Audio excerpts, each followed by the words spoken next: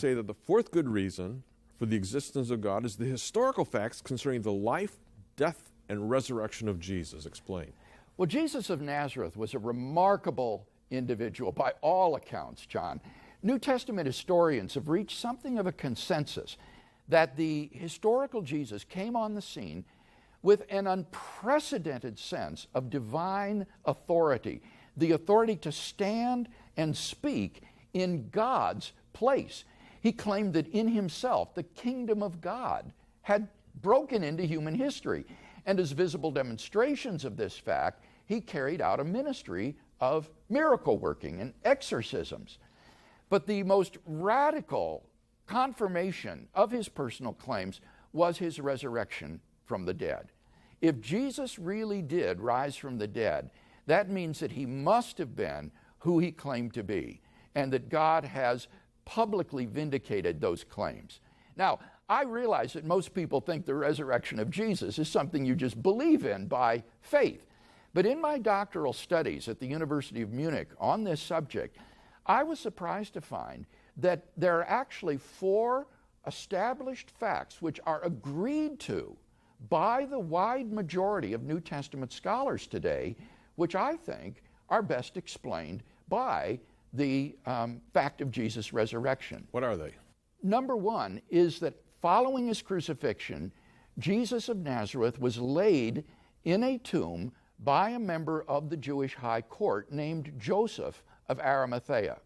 Secondly, that tomb was then discovered empty by a group of Jesus' women followers on the Sunday morning following his crucifixion.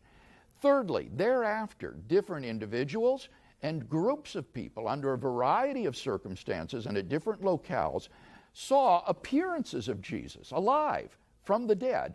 And number 4, that despite every predisposition to the contrary, the original disciples suddenly and sincerely came to believe that God had raised Jesus from the dead.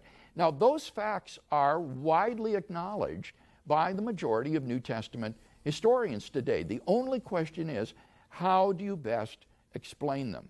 And I'm convinced that the best explanation of those 4 facts is the one that the original eyewitnesses gave, namely, God raised Jesus from the dead. Luke Johnson, who is a prominent New Testament scholar at Emory University, has written, "Some sort of powerful, transformative experience is required to generate the sort of movement earliest Christianity was."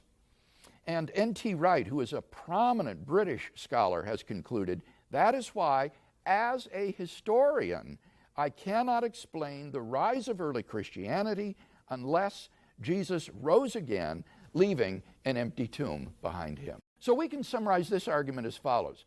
Number 1, there are 4 established facts concerning Jesus of Nazareth: his honorable burial, his empty tomb, his post-mortem appearances, and the origin of the disciples' belief in Jesus' resurrection. Number 2, the best explanation of these facts is the hypothesis God raised Jesus from the dead. Number 3, the hypothesis God raised Jesus from the dead entails that God exists, for therefore God exists.